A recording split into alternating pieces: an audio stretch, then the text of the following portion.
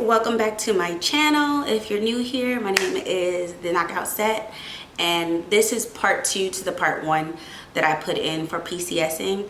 I hope that was helpful. If not, I'm going to go more into detail about things if this is your first time PCSing, the things you should know. I have the websites, I have actual like contact information, everything. I do currently live in Hawaii. I'm on shore duty, so I know a lot of people were saying like they never knew any information because either they didn't know where to look or people just didn't give them the information. They basically were having to figure it out by themselves. So the first thing we're going to talk about is when you're PCSing, where you're going to stay at. So you can either stay at the Navy Lodge or you can stay at NGIS, and it's just depending where you are. If you have a family, if you're single, or you're single and you have a child. So the information here will be the Navy Lodge. The Navy Lodge, I like it a little better. It's off base. Also, it has like a little kitchen area. So you have like a stove, a refrigerator, a freezer, and there's like 2 beds and stuff like that, versus like the NGIS where you would have to like go to the galley the galley or DFAC if you're in the Army, I'm assuming, to go eat. So here's the number for Navy Lodge, which is 1-800-628-9466. And then the website is also www.navylodge,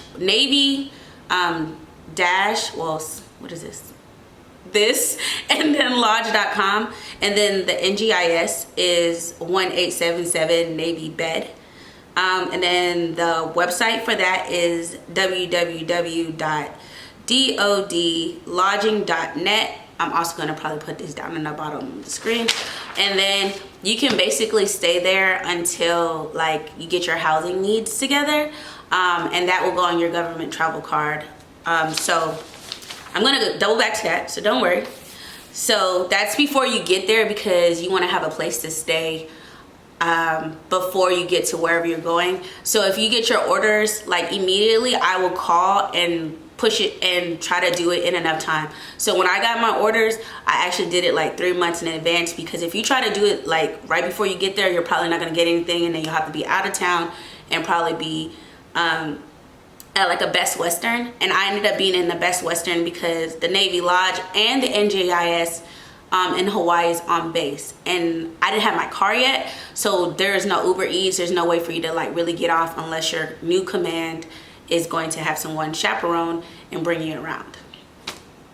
So now we're going to talk about sending your car away. Sending your car. So sending your car, when I was in San Diego, I used this, they tell you on your orders where you can go and find the place where you're gonna take your car to, but I went to IAL. IAL. So what they do is they basically do an inspection of your car completely. This is what it looks like. I don't know if you can kind of see it, but it shows you like the side, the top, the other side, and it puts out like any dents, color, or anything. I didn't have any dents, but they're just showing you like what's going on, what to be putting your mirrors, side mirrors, thing in the front, like all the things, and they'll put it right here on the side, and then of course the front and the back. So they were just on here, it'll just show you like there's marks and stuff like that, clearly like little dents and stuff like that. If you do have those, if you have any stickers on there, they make sure they document this. Make sure you keep this also, because when you get your car, you want to make sure there's nothing additional on there, which is helpful. And then when you do get your car, when I got mine in Hawaii, we did another look around to make sure there wasn't anything else on my car that I need to know about and that they were aware about.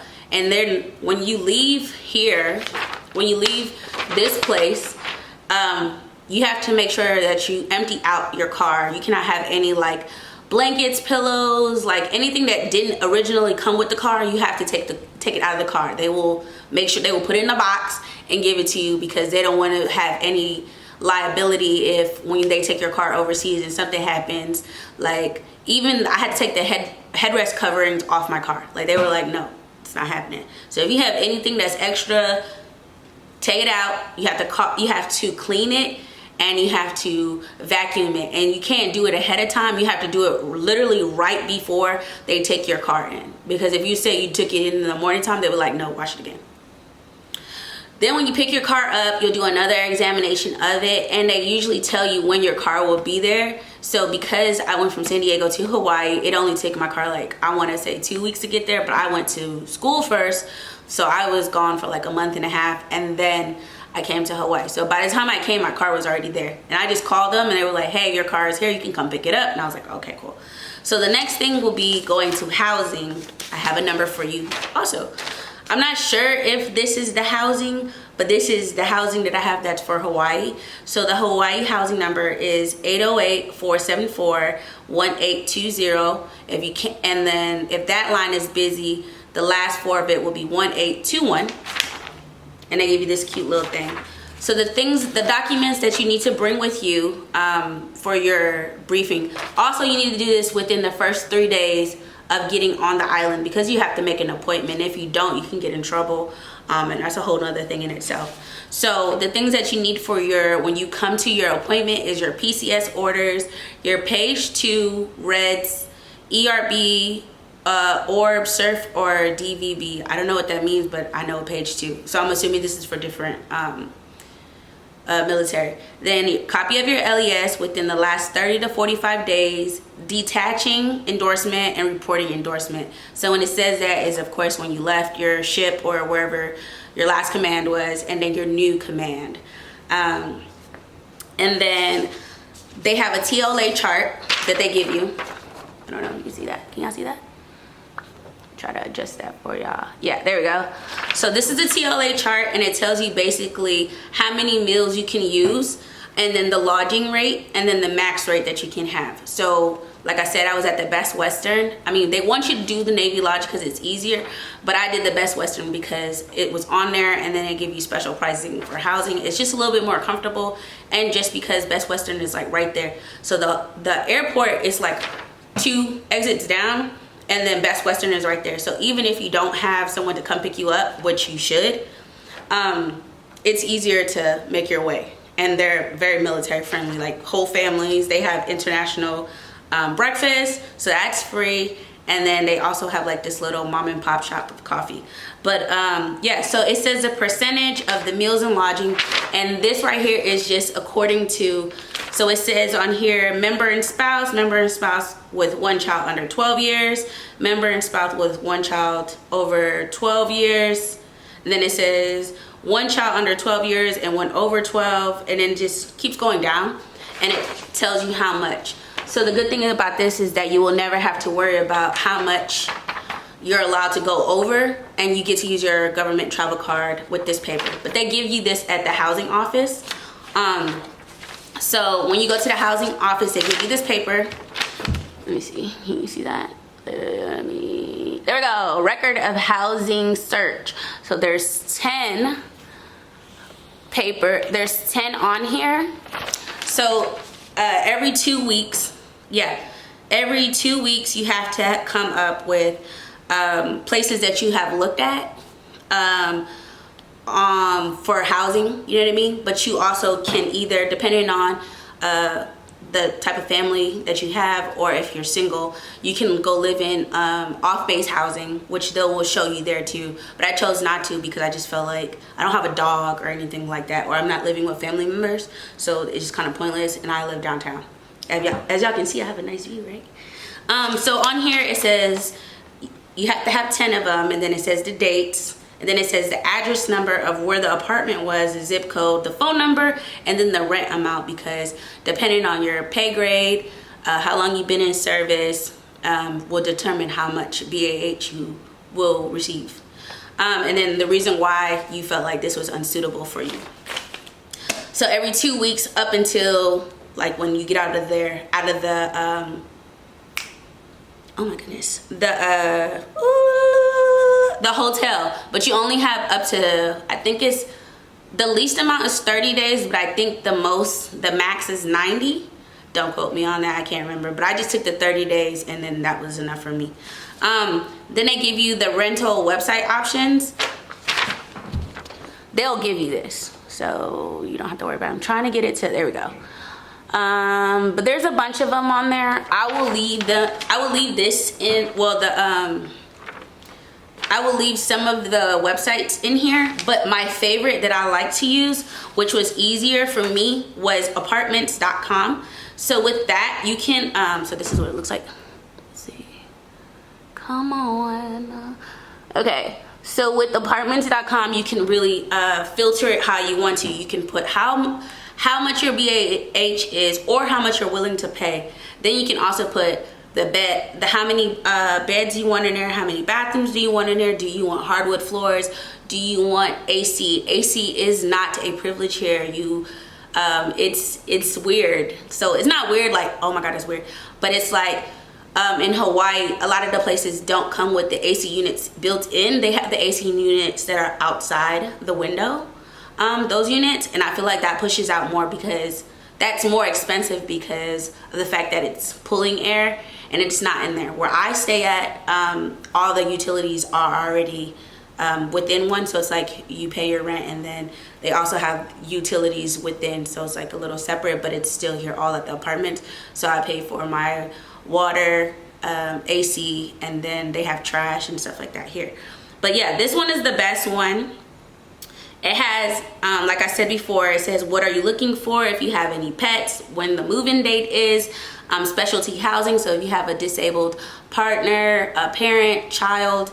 It's very, very convenient to just put all of that on there versus like to me going through all these other websites. This one was like the best one that I chose, and it was like quick and easy. I was able to set up an appointment with people to go look at the apartments. Also, if you don't have furniture, there's a website here that you can get loaner furniture until your furniture arrives. So say if all your stuff doesn't arrive for like another 2 months or it's on delay or something like that, you can get loaner furniture in Hawaii. So it says there's a phone number here, which is 808-448-5316. They're open Monday through Friday 0700 to 15:30, and then they're closed for lunch, which is 11:30 to 12:30. Let me try to get that in there for you. Screenshot if need be. And then they also have, it says whether you're leaving or you're coming to Hawaii, I guess you can get loaned household goods. So household goods. I'm sorry, I'm staring, guys. Household goods, which is like kitchen stuff or just like normal stuff. So it says types of items typically available: kitchenware, rice cookers, a high chair, dinnerware, vacuums, playpens, pots and pans, microwave, safety gate, can opener, portable fans, a blender, toaster, iron and ironing board. And they're open Monday, Wednesday, and Fridays, and they have pickups by appointment only. And then it says that is from 8 a.m. to 3:30 p.m. So I'm gonna go ahead and put this. I'm gonna put this up here so y'all can screenshot. Let's see, can y'all see this? So this is what it is, and then this is the number. Okay. Yes. So I hope this helped and this wasn't very overwhelming to you, but I'm just trying to make sure that you guys will be easily able to seamlessly do this like I did. I know it's kind of hard, especially PCSing for the first time, not knowing who to speak to, when to speak to them, and how to kind of really maneuver, especially not having a car. But I feel like if you take what I've given you, it would be very easy to kind of move all of this. Well, to move in PCS. I don't know about anywhere else, but I know how to PCS from San Diego to here. And then the housing company that I did use, well, it's in your PCS orders, and I already explained those people too. There's a phone number on there. They'll usually contact you right before they get there to put a time together on when it's available, when you're available to bring your stuff in. And when they come and they bring all your belongings, they actually set everything up. So if you have couches, chairs, beds, all that stuff, the movers come and they set everything up, which is so cool. And then they take all the trash with them too, so you don't have to worry about like all the boxes, breaking down the boxes. They take everything with them and they put everything where you need it to be. So if y'all need any more information and I'm not aware about anything maybe I have not spoken about, I can definitely go and make a part 3 and answer your questions. If they're really easy, I'm pretty sure I could just answer them in the comments. But thank you for watching. And once again, don't forget to like and subscribe. Peace.